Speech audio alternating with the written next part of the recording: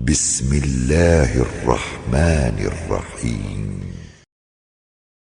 Sudah banyak orang-orang yang pelan-pelan mulai tertarik gitu satu dakwah. Akan tapi seiring itu juga berkembang sekarang ini adalah media sosial, Ustaz. Yeah. Nah, media sosial nih kalau kita nih, Ustaz, yang awam-awam ini kadang takut gitu, Ustaz, karena di sana banyak pendapat, Ustaz.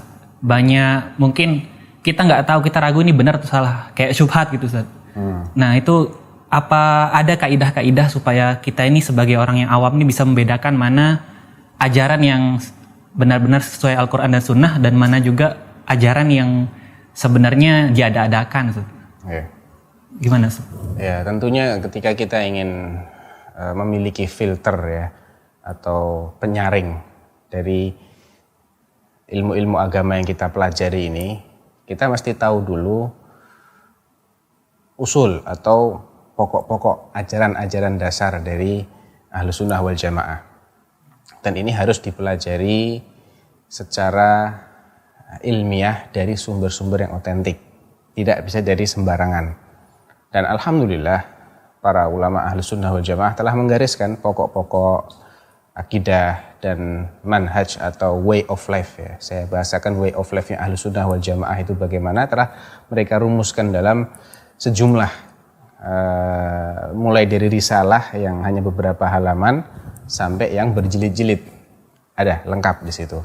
Nah, tentunya kita mau belajar Islam juga harus sistematik ya. Kebanyakan masalah yang kita temukan tuh karena si audiens ini tidak mempelajari Islam secara sistematis. Mereka belajarnya itu loncat-loncat ya, dari satu video ke video yang lain, dari satu majelis taklim yang lain, dan sayangnya juga majelis taklimnya juga tidak sistematis. Iya, betul, Ya, tidak sistematik tapi tematik. Beda antara tematik dengan sistematik. Oh, iya, betul. Nah, kalau tematik ini, tema ini dibahas hari ini selesai, besok tema lain lagi. Nanti pekan ketiga, pekan keempat pindah-pindah tema. Tapi secara menyeluruh, bagaimana sih seharusnya seseorang ini untuk menjadi seorang muslim yang baik? Pokok-pokoknya apa? Kaidah-kaidahnya apa? Nah, saya khawatirnya itu tidak dipelajari secara baik dan benar, sehingga ilmunya ini seperti main puzzle. Kayak puzzle gitu ya. Jadi nyebar, nggak bisa tersusun bagus gitu loh. Saya mungkin bikin perumpamaan ya, ilmu agama sebagaimana ilmu-ilmu lainnya secara umum kita harus pelajari secara runtut dan pakai metodologi. Apa mungkin antum belajar matematik mulai dari logaritma? Susah, Ustaz. Sin cos tan. Iya. Susah kan? Susah, Ustaz. Ya, kita harus mulai dari angka dulu, kenal dulu angka 1, 2, 3 sampai 9. Ini angka kosong. Kemudian penambahan sederhana, pengurangan, perkalian, pembagian, naik, logaritma, sin cos tan dan seterusnya. Kan begitu harusnya kan? Demikian juga kita belajar Islam juga harusnya begitu.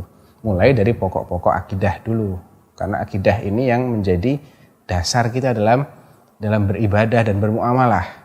Dan akidahnya harus kita pelajari dengan baik dan benar. Harus dari sumber yang bisa dipertanggungjawabkan. Dan alhamdulillah akidah ini ya, bagaimana kita mengimani Allah, bagaimana kita mengimani para malaikat, mengimani kitab-kitab, para rasul, hari akhir dan masalah takdir. Ini bagian atau 6 masalah utama dalam pembahasan akidah. Nggak keluar dari 6 hal ini, rukun-rukun iman itu sendiri. Nah, setelah kita mengerti itu secara mendasar, baru kita masuk ke ranah yang ini merupakan medan ijtihad para ulama. Nah, jadi ketika ada satu pembahasan, ada khilaf di situ umpamanya ya, ada perselisihan, kita harus tahu ini perselisihan dalam masalah akidah ataukah dalam masalah fikih. Kapan kita harus toleran dan kapan kita harus punya sikap yang baku di situ, tidak berubah-ubah. Nah, kalau kita nggak tahu akidah Ahlus Sunnah itu yang seperti apa dan masalah fikih yang seperti apa, kita akan bingung terus. Iya, Ustaz, betul. Nah, banyak orang yang ya ini kan cuma pendapat.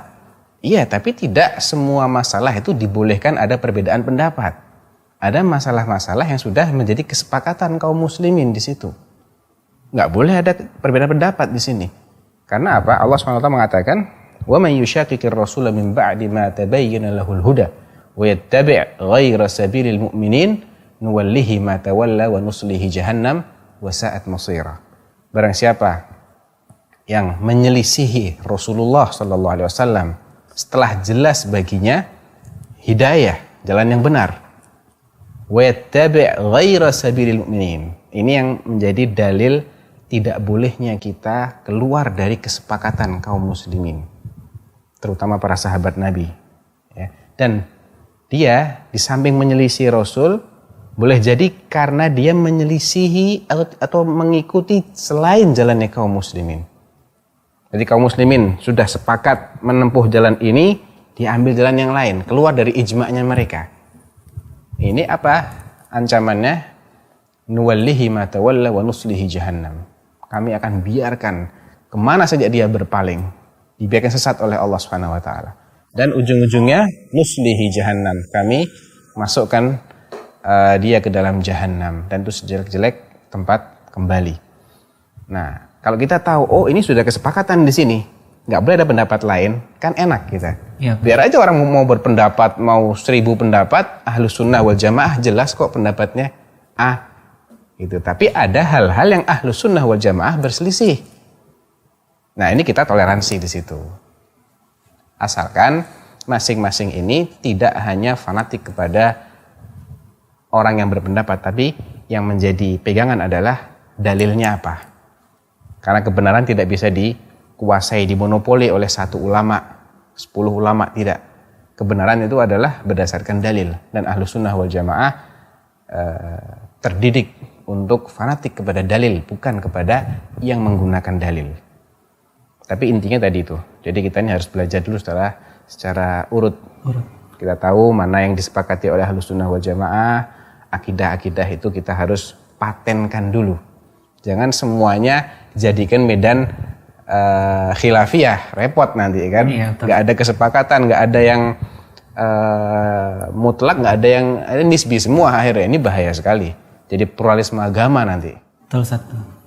Jadi intinya berarti supaya kita nggak mudah terombang-ambing, kita nih yang awam nih harus kuat pondasi akidah dulu. Iya, dengan dan harus belajar dari sumber yang otentik. Sumber di sini baik kitabnya otentik dan juga guru yang mengajarkan. Ini nggak kalah penting ya. Iya. Ilmu agama, ilmu Islam ini memiliki keistimewaan. Dan ini bisa kita simpulkan dari sebuah hadis yang sangat terkenal, hadis yang sahih. Di situ Rasulullah SAW menyatakan, Innallaha la yantazi'u hadzal ilma intiza'an. Allah itu tidak mencabut ilmu din ini dengan sekali cabut begitu saja, tidak. Intiza'an yantazi'u, walakin biqabdil ulama. Akan tetapi Allah mencabut ilmu ini dengan diwafatkannya para ulama. Garis bawahi ya, diwafatkannya para ulama. Ulama ini guru-gurunya. Ya. Fa idza lam yubqi 'aliman, kalau sudah tidak ada lagi orang alim yang hidup di muka bumi, walaupun di situ ada kitab-kitab mereka, ada rekaman-rekaman video, ada rekaman-rekaman audio, ada tulisan mereka, ya. Kalau sudah nggak ada lagi ulama yang hidup, apa yang terjadi? Ittakhadhan nasu ru'usan juhalan. Orang-orang akan menjadikan tokoh-tokoh yang jahil sebagai panutan mereka. Fasu'ilu fa'aftau bighairi ilmin fadallu wa adallu. Mereka pun ditanya karena jahil, mereka berfatwa tanpa ilmu, mereka tersesat dan menyesatkan orang lain. Dari sini bisa kita simpulkan bahwa belajar din itu harus ada gurunya memang. Dan dalam hadis yang lain Rasulullah mengatakan tasma'un wa yusma'u minkum wa yusma'u mimman sami'a minkum. Kalian para sahabat mendengarkan hadis dariku, kemudian orang-orang akan mendengarkan dari kalian dan mereka menyampaikan kepada orang lain terus. Jadi ada tasalsulnya seperti itu. Barakallahu fiikum Ustaz, jazakumullah khairan. Wa iyyakum. Alhamdulillahirabbil alamin.